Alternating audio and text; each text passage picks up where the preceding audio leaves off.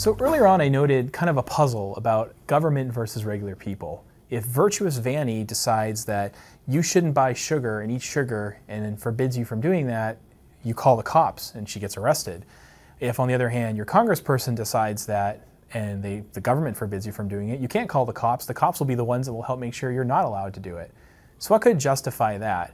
And also in particular, when the government makes these orders, do you have to follow them? So if you think about it, the government's ordering you around all the time. They're saying you can't eat this, you can't eat that, you're allowed to buy this, but only if you pay this tax ahead of time. You're allowed to sell this, but only if you get this license and fill out these forms and pay this tax. You have to drive this fast and not this fast. At the end of the year, you get to fill in some forms and turn in a third of your money, et cetera, et cetera. It's constantly bossing you around in ways that, like, if I were to do that, you would think I'm a horrible person.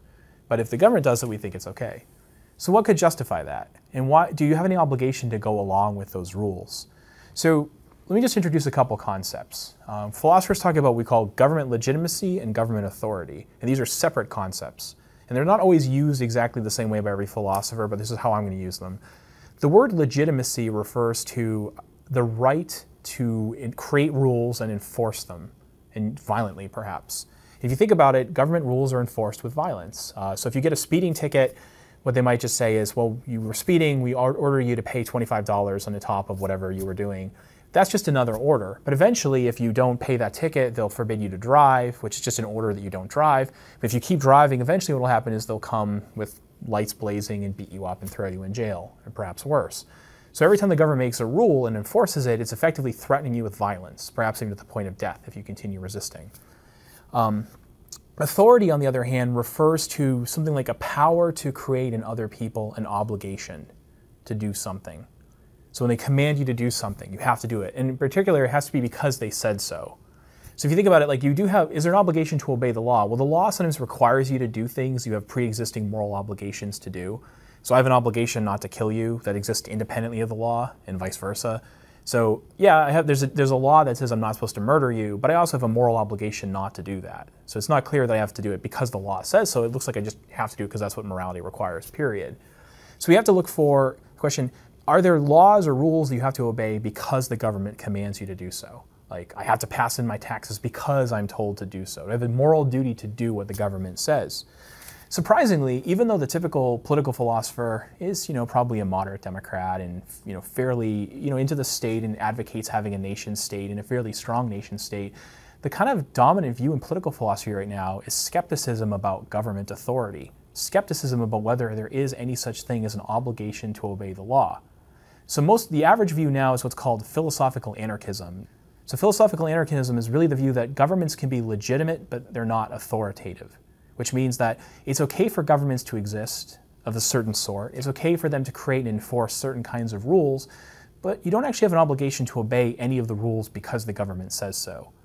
Again, we're just talking about rules that you wouldn't have any pre-existing obligation to go along with. So you shouldn't murder me just because it's the wrong thing to do independent of what the government says.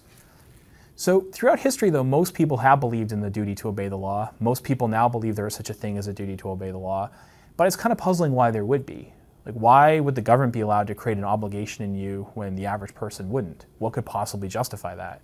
And there have been not hundreds, but there have been a large number of theories offered on behalf of this, including one that's actually in the, there's actually even a theory in the Declaration of Independence, which is what we call consent theory.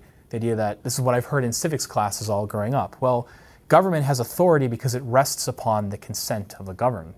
The idea here is something like, you have in effect a contract with the government. It's offering you certain goods and services, and in response, you offer your obedience. You're basically making a contract. The government will provide me with certain things, and then I will obey its orders as my way of kind of paying for those things, or part of it. The idea is like, you made a promise to obey, and you have to keep your promise. The problem with that view, though, is that it's just false. It just didn't happen. Right? So David Hume, a British philosopher, a Scottish philosopher, wrote hundreds of years ago, this whole theory of a social contract is just, historically speaking, a bunch of nonsense. It's not like there was actually a social contract written. The social contract is not worth the paper it wasn't written on. Instead, what happened was governments arose through conquest and war, stationary bandits deciding it was better to kind of stay in power as opposed to like just preying on their people. And there was no actual contract that took place. Further, it doesn't look like our relationship to government is at all consensual. Now again, that's not to say we shouldn't have government, that's a separate question, but it's just to say we don't appear to have a consensual relationship with government. And to see why, think about a genuinely consensual transaction, see how it goes, and then compare that to a government interaction. So about a year ago, I decided to buy a new guitar, Fender Deluxe American Telecaster. All right, how did that go? Well, first I performed an action that signified my consent. In this case, I got on the phone and I called my dealer and said, I want to buy this guitar on the website, like send it to me. The outcome that I lost money but gained in a guitar wouldn't have occurred if I hadn't performed that act. Okay? Secondly, I wasn't forced to perform that act. It wasn't like there was a gun behind my head telling, like a person saying, you will order a guitar right now or I'll shoot you. I just decided to do it. I had a reasonable way to opt out of making that transaction.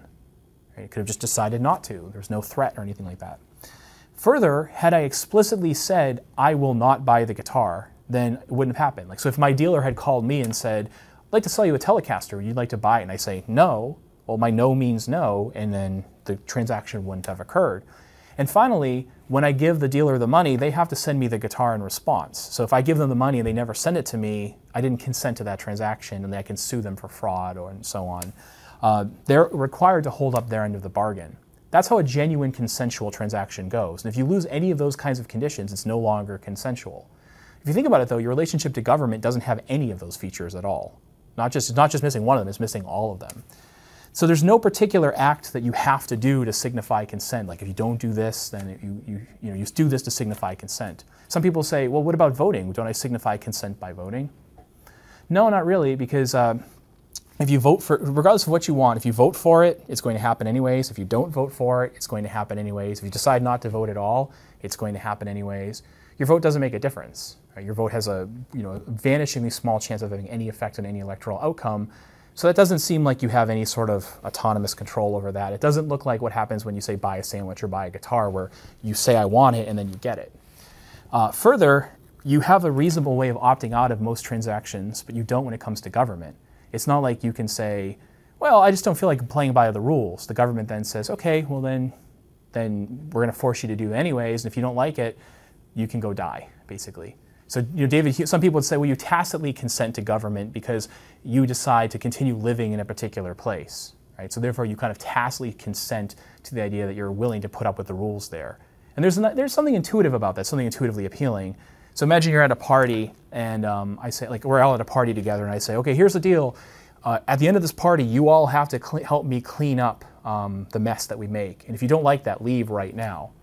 Well, if you continue to work there and continue to be at the party, it seems like you have agreed to clean up at the end.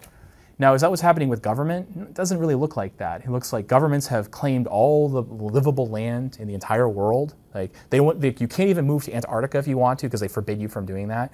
So the idea is, well, if you like it, you can live here. If you don't like it, you can leave, which just means going to another government with very similar rules, or you can go live in the ocean, which means you drown to death.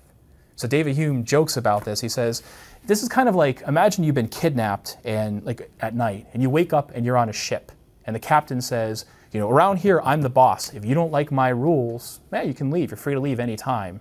And you look over the side of the ship, you mean I can jump in the ocean and die? He's like, yeah, you can leave whenever you want.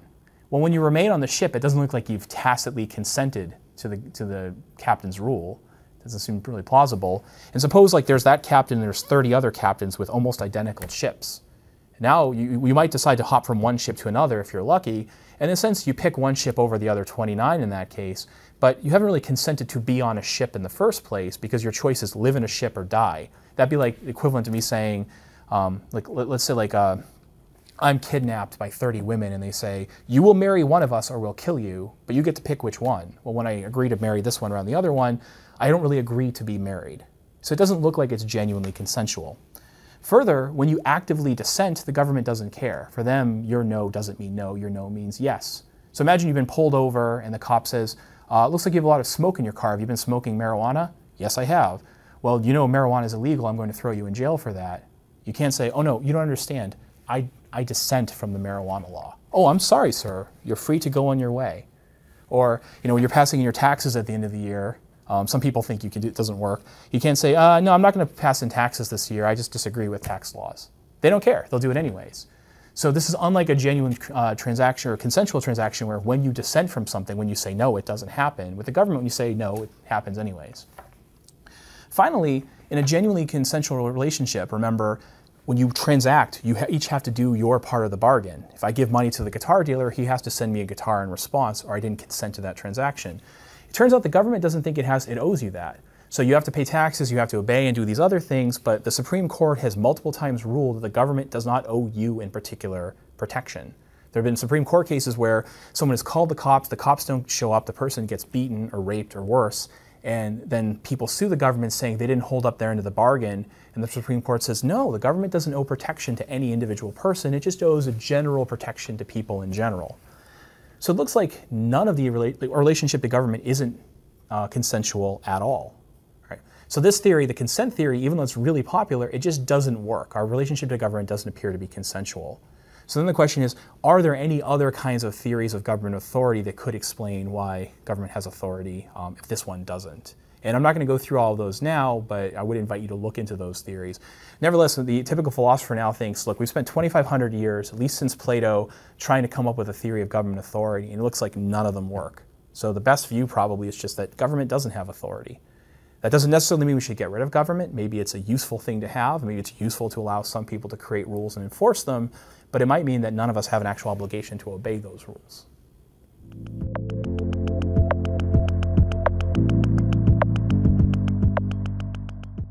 Okay, so you said that we don't have an obligation to, I guess, follow the rules set by the state. So then could that go the other way, and do we maybe, as long as we're able to get away with it, have an obligation not to follow the rules set by the state? Yeah, that's a great question, and it's a hard question.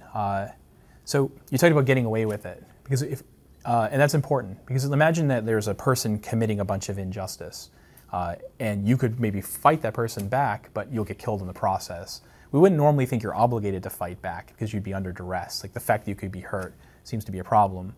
On the other hand, if you could get away with it, then we would normally think it's at least permissible to, and perhaps in some cases obligatory to. I mean, if you could easily stop injustice from happening by pressing a button at no cost to yourself, it seems like you should, not just that you may, but that you should.